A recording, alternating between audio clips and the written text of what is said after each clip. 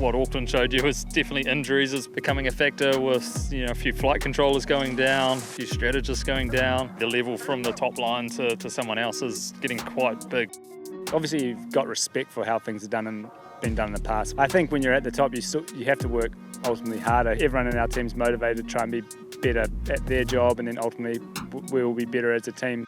When we came into this, the league was still pretty new. Obviously, we were brand new as a team. To be responsible for leading and growing this thing from the ground up, not without its challenges. For us as a team, it definitely hurts losing one of your key people within the group.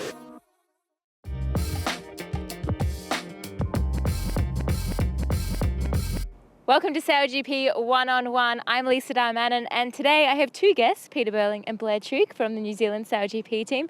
Thanks for joining me, guys. Kia ora, thanks for having us. Now, you two have sailed together for many, many years. Maybe take us back to when you first jumped on a boat together, Pete. Hey, it was a little while ago now. Back in 2009, 2008, 2009, something like that, when we first started sailing a 49 together. It was, we kind of known each other from the sailing scene. As pretty young guys, we actually did an event here, like a Youth Olympics, I think it was, in teams racing, which was really good fun. And then, kind of managed to just keep marching forward in the 49er. And it's been incredible to see how many campaigns we've ended up, either racing against each other in the ocean race, but more often than not racing with one another. And it's been an amazing ride. It's pretty incredible to have a partnership that, you just sailed together for a really long time, but as you said, do lots of different things together. That must be a pretty cool thing to have achieved. Yeah, it is, and like Pete said, it started in the 49er when we were both pretty young. I think we're still now teens, late teens, but in the teens for sure. And then, how that's progressed into different teams and, America's Cup, different Olympic campaigns, obviously racing against each other in the ocean race, but then obviously more recent times leading the black foils together. And that's been obviously an amazing part of the journey, both sailing on the boat, but also the leadership of the team as well. Now, sailing in New Zealand is pretty big. As kids, SailGP didn't even exist, but if you think about the amount of times you've been able to represent your country at the Olympics, America's Cup, do you ever reflect on sort of that journey and like what you've achieved, or are you just still in the doing phase? Definitely very much still in the doing phase, but it's always, you've got to look back at times to try and figure out where to go in the future, and it's definitely been an incredible journey. First off, kind of getting to the Olympics, winning a medal for our country, and then kind of going one better, winning the gold in Rio, and then also tying in the America's Cup for a lot of that, and now having won 3 America's Cups back to back. It's been a lot of amazing results, and getting a fair few wins on the board in SailGP as well. So really, really fun times, and looking forward to many more. And Blair, what sort of sailing, like growing up sailing as a kid in New Zealand, like? Well, it's certainly a pretty awesome place to learn how to sail. I think to start with, the special thing about Aotearoa, New Zealand, is that most of the country is around the ocean. So as a kid growing up, it was always an opportunity to be in and around the ocean. And for both of us, that's how it really started, even before sailing, just out mucking around on the ocean, whatever it might have been, skiing, fishing, surfing at the beach, just stuff like that. And then that obviously led into sailing. But that's how, I guess, growing up in NZ is for many people. I'm not sure the exact stat of how much of the population lives within like 10k of the coast, but certainly a lot. So it's awesome upbringing. Obviously still got that passion for the ocean now, and you see that flow through to what we do with Live Ocean, and really that responsibility and want to try and to reverse the direction of the ocean's health and the degradation of that. So I think that's definitely underpinned everything we've done, and we're lucky now that we get to have a career or profession that enables us to be on the water most days of the year. And it's pretty cool when you have that much passion for the ocean to be able to do it many, many days of the year. And I think kind of we've just come from Auckland, and seeing that event was pretty incredible. It pains me a little bit to say as an Australian, but I reckon it was one of the best events we've had at SailGP. What do you reckon, Pete? Agree?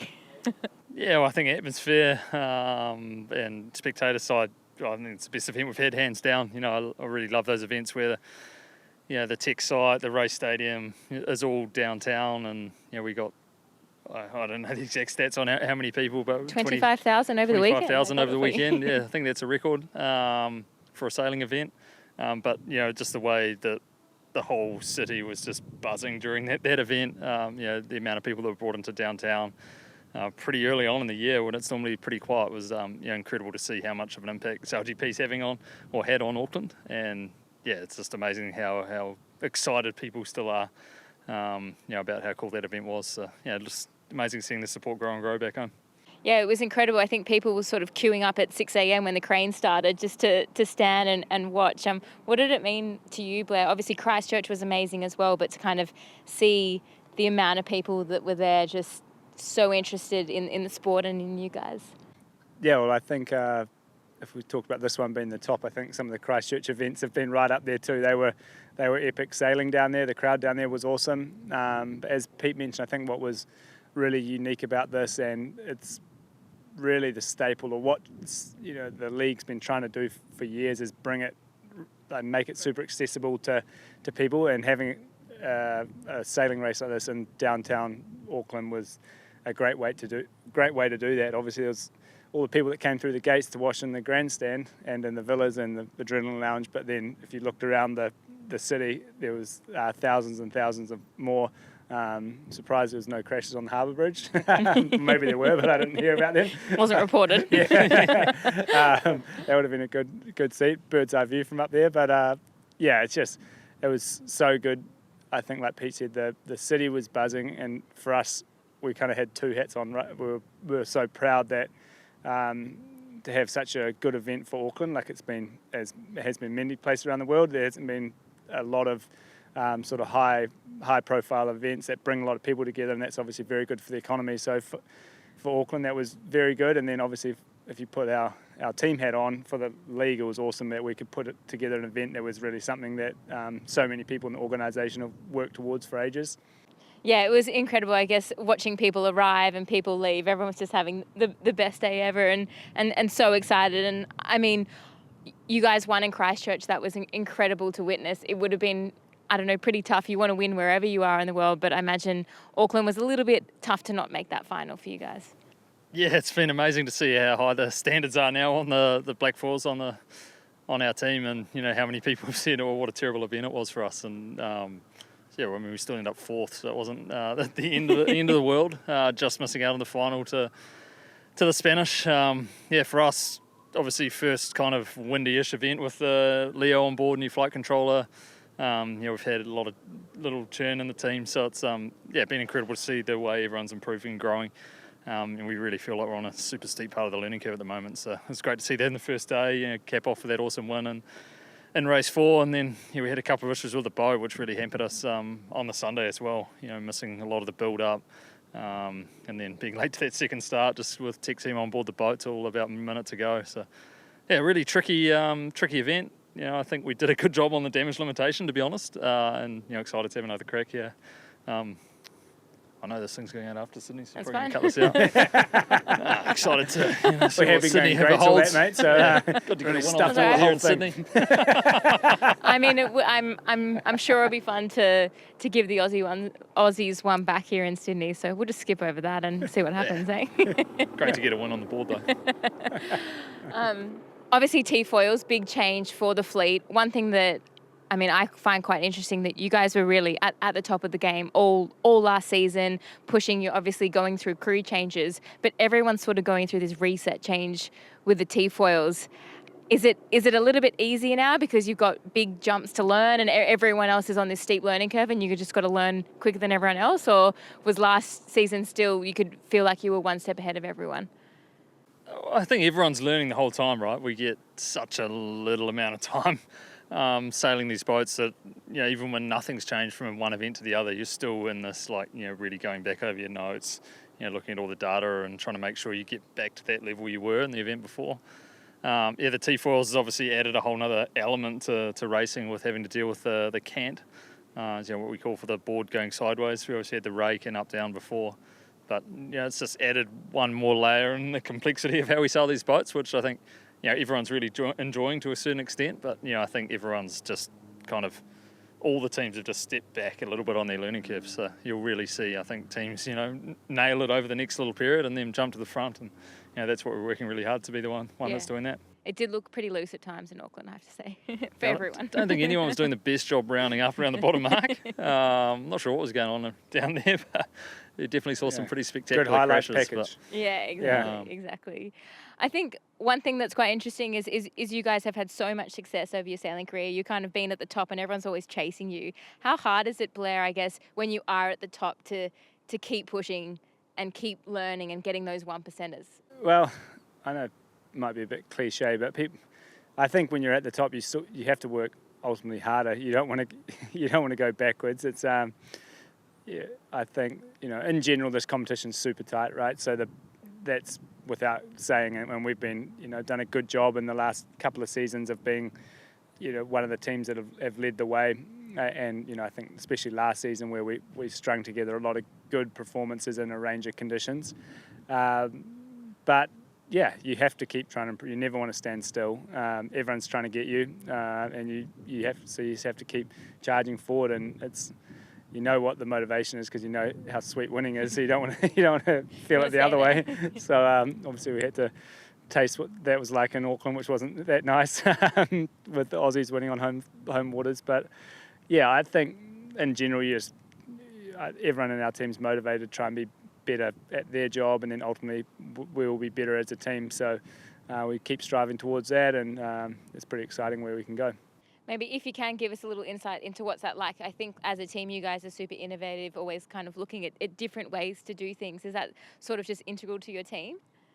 Yeah, I think kind of got a philosophy. It's not unwritten, but obviously you've got respect for how things are done and been done in the past, and whatever that is, in different ways of sailing or even just different things in life, right? But there's always new ways to do stuff and more, whether you're using technology or just innovative. Is that the word? Innovative? Yeah, being innovative. Yeah, that's good. 30 seconds on the Yeah. card. Yeah. Being innovative with your thinking, I think, is, people obviously talk about innovation often in the technology space, but the way you can do that with just your thinking or your attitude to approaching a problem, I think, is really something that we always strive to do as a unit. So, yeah, but we're racing against good people. Everyone, I don't think, if you are at the top, you're only there by a little bit. So you just got to keep working hard and keep trying to find those gains. You two as a pair, I mean, if you've been sailing together for so long, are you really different? Are you really similar? Do you think the same way? Do you think differently? Why do you think that this partnership has worked so well? I think we're not afraid to challenge one another and really try and get the best out of one another on the race course. And that's always the thing with sport is how you find that balance of how hard you how you have good discussion and come to good solutions around issues. And it's been obviously a long time together. We've been doing that for now, and I think we've come to a really good way of dealing with it. And it's just exciting to try and keep getting better and better. Do you kind of predict what the other person wants or needs? Is that sort of like really intuitive out there? Well, I think if you think back to the 49er, definitely a lot of how we sail was there's a lot of intuition, and then for sure that's flowed through to this boat with the F50. But I think in general, when you've got more people involved, that you can't. It's easier to have intuition just between two people, but if you've got if you're trying to choreograph it between six people, then they need to know what's happening. Yeah. People running around in circles. Pete and Blair are off it. No. Oh, they've gone for the drive. Yeah. How do you not know that drive was coming? So, I think that's been, it's not like we've just jumped into sailing in team boats, right? We've been doing it for 10 odd years now, and I think the way you operate it as a unit, and of course the more intuition you can have as a team is better, and that doesn't just come overnight, and it doesn't just come from being time on the water. It's about talking about things and all getting on the same page and having a shared awareness for what's going on in the different situations that are in front of you. So it's definitely what we always try and do, or you're never going to fully do it. You still have to, as people have listened, there's a lot of communication that still happens, but you're obviously limited in your communication channels or the bandwidth across, you can't have 6 people talking at once. There has to be a lot of intuition or understanding of what different people are doing in different situations. Obviously, all 6 people on board need to be doing their job at a very high level. You alluded to it, you had a big crew change this year, losing Andy, bringing Leo in. Leo obviously has a lot of experience. What was that process like? I know you and Andy are such good friends. Seeing him go to another team would have been tough, but yeah, how did you feel about that whole thing, Pete? I think it's sport. I think, talking about the kind of professional side of it first, I think having the nationality rule a bit more open in SailGP, having the new teams actually that ability to effectively buy talent and being able to get into the league at a really competitive level is absolutely awesome for what we're trying to build.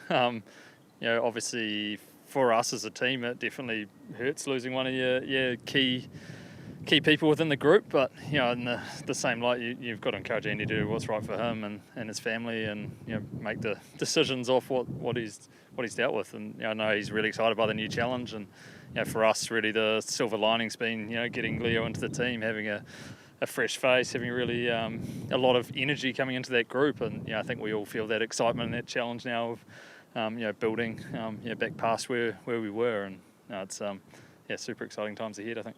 Yeah, I mean, not that you guys are old, but Leo's quite young. Does he bring a completely different dynamic to the team? Is he fitting in well? Well, I've been calling him Young Buck, but he's like 25 or 26 or something, so he's really not that young. It's just He seems young. He seems young compared to us. So got the hat on now to cover up the grey hair.